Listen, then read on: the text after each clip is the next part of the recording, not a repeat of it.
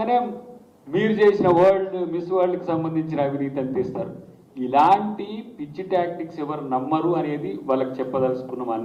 అదొకటి. రెండవది, రాహుల్ గాంధీ గారి ఫోన్ మానిటరింగ్ చేస్తున్నట్టని ఎవరు చెప్పింది? ఇది కాదా ఎర్రగడ్డ ముచ్చట? ఇంతకంటే ఎక్కువ నువ్వు పోలీస్ ఆఫీసరు ఇట్లాంటి ఆరోపణలు, ఆధారాలు లేని ఆరోపణలు చేస్తే నీ మానసిక స్థితి మంచిగా ఉందని ఎవరన్నా అనుకుంటారా బ్రదర్? ఇక కేటీఆర్ రాసిచ్చింది చదవడానికి ఇంత తిప్పలు పడుతున్నావు ఎందుకని నేను ఇలా ఈ ప్రెస్ మీట్కి వచ్చిన. అన్నిటికంటే నేను ఒక మాట అయితే చెప్పాల్సిన అవసరం ఉంది. ఎందుకంటే మామూలుగా నాయకుడిని కాపాడుకోవడానికి ద్వితీయ శ్రేణి నాయకత్వము, తృతీయ శ్రేణి నాయకత్వం అవసరమైతే కింద ధర్నాలు చేస్తారు, నిరసనలు చేస్తారు. ద్వితీయ శ్రేణి నాయకత్వం మీడియా ప్రొటెక్షన్ చేస్తుంది, ఏ స్థాయికైనా ఎక్స్టెంట్కి పోతారు. కానీ ఈ దొంగల్ని కాపాడటానికి ఎందుకు మీరు ఇంత త్యాగాలు చేస్తున్నారు?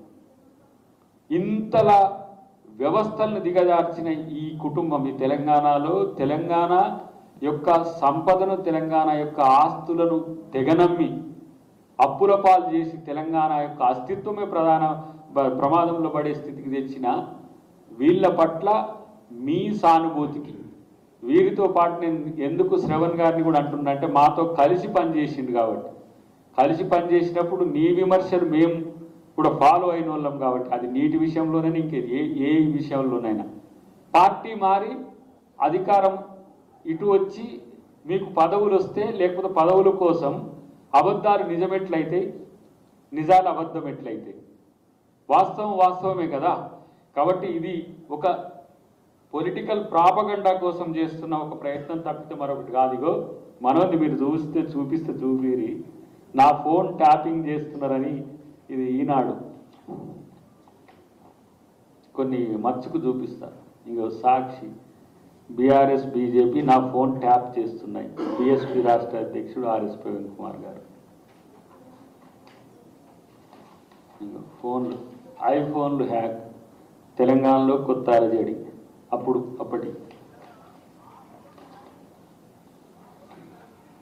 నా ఫోన్ ట్యాపింగ్ కోర్టులోనే తేల్చుకుంటా.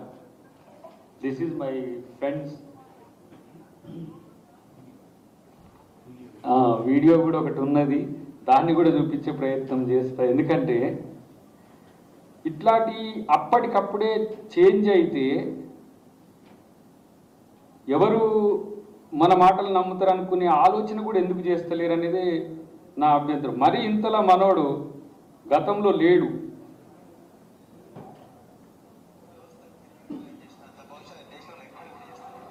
ముఖ్యమంత్రి తన బంధువైన ఒక ఎస్ఐ 2007 బ్యాచ్కి చెందిన ఎస్ఐకి రాత్రికి రాత్రి రహస్య జీవ తీసి ప్రమోషన్ ఇచ్చాడు. ఆయన చేసిన గొప్ప పని. ప్రమోషన్ ఎప్పుడు ఇస్తారంటే యాక్సిడెంట్ ప్రమోషన్. ఉగ్రవాద కార్యకలాపాలకు వ్యతిరేకంగా పోరాడి ప్రాణాలు తెచ్చి పోరాడినప్పుడు వాళ్ళ ప్రతిభా పాఠవాలను గుర్తించి వాళ్ళ సేవలు గుర్తించి ప్రమోషన్ ఇస్తారు. అది జీవో నెంబర్ 280.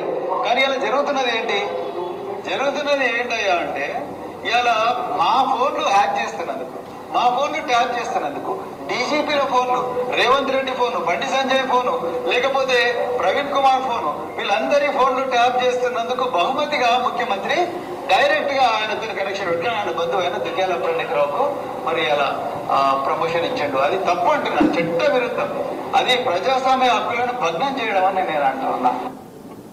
ఇది నాడు నేడు అని గతం ఇప్పటికి కూడా పెట్టి చూపిరు ఆయన. ఎందుకంటే ప్రవీణ్ రావు, ప్రభాకర్ రావు, శ్రవణ్ రావు ఇప్పుడు మీరు చూస్తున్నారు కదా, వీళ్ళందరి హయాంలో జరిగిన పరిపాలన విధ్వంసం అంటే మళ్ళీ అధికారంలోకి రావడానికి వాళ్ళు చేసిన విధ్వంసకరమైన రాజకీయాలు భవిష్యత్ తరాలకు ఒక ఏమంటాము బ్యాడ్ రిమార్క్గా ఉండే అవకాశం ఉంటుంది. ప్రజలు మీరు మంచిగా పరిపాలిస్తారని ఓట్లు వేస్తారు. పరిపాలించిన తర్వాత పరిపాలన కొనసాగడానికి అసలు విషయం ఏంది? కాంగ్రెస్ పార్టీకి 100 సీట్లు వచ్చాయట, ఎవరో మిత్రుడు చెప్తున్నాడు. ఫోన్ ట్యాపింగ్ వల్ల 64 వచ్చినాయట. ఇంత విధ్వంసం చేసినా కూడా ప్రజలు ఏ స్థాయిలో కాంగ్రెస్ పార్టీకి ఓటేసిండ్రో మీరు చూడండి.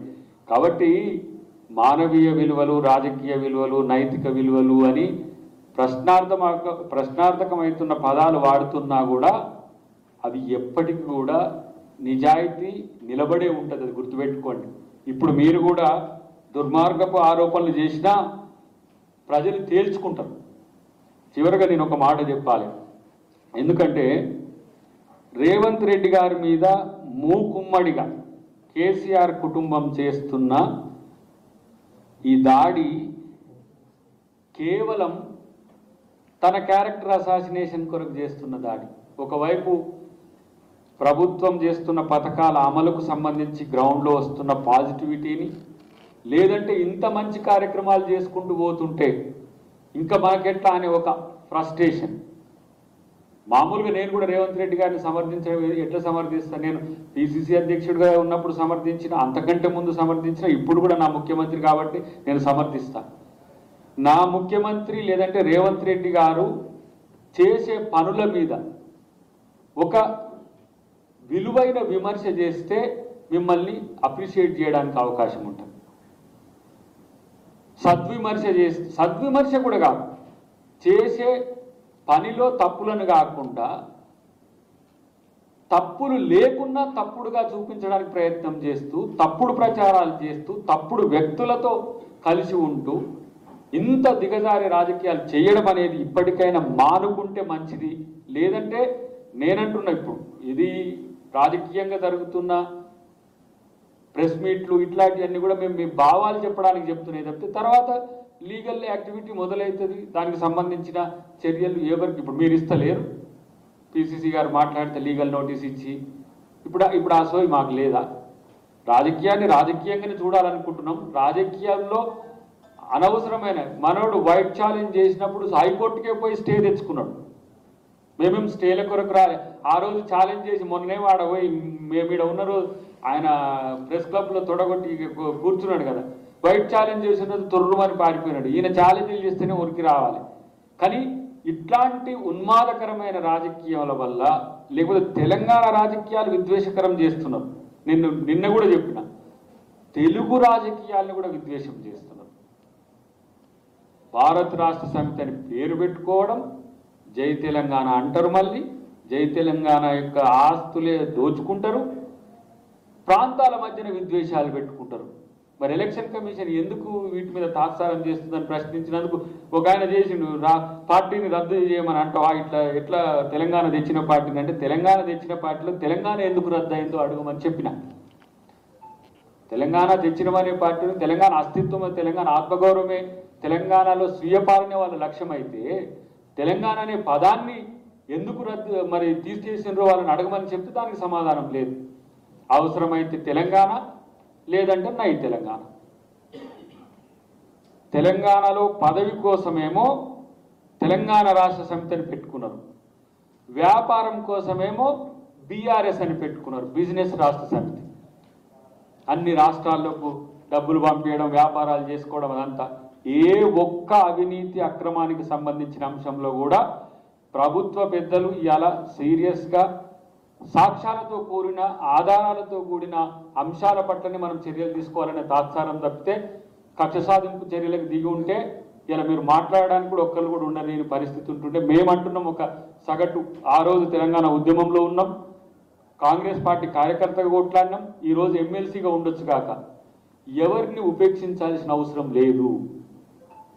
మమ్మల్ని అందరినీ జైలు కూడా చిప్పకూడు తినిపించిన పరిస్థితి ఉన్నది. ఆ రోజు తలుసుకుంటే ఆ రోజు ఎట్లా ఉందో ఆవేశం మాకు తెలుసు. ఇదే చెంచల్గూడ జైల్లో పోయి 3 రోజులు చిప్పకూడు తిన్నప్పుడు మాకు అనిపించింది, సరే మేము ప్రజల కోసం తిన్నాం, కానీ మీరు ప్రజల సొమ్ము దోచుకొని తిన్నాం, మీరెందుకు మరి బయట ఉండాలంటే ఇలా ప్రజలు సమాధానం చెప్తారు డెఫినెట్గా. ఇలాంటివి ప్రాపగండా ఇట్లాంటి వాళ్లకు సపోర్ట్ చేయొద్దని చెప్పి నేను ఆర్ఎస్ ప్రవీణ్ కుమార్ గారికి హితవు లాంటివి చెప్తూ, భవిష్యత్తులో ఇట్లాంటి ఆధారాలు లేని ఆరోపణలు చేయొద్దని చెప్పి నేను డిమాండ్ చేస్తాను.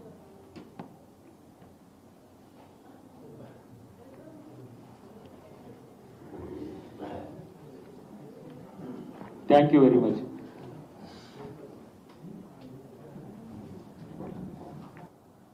మరొక వైపు ఈ ఫార్ములా కార్ రేస్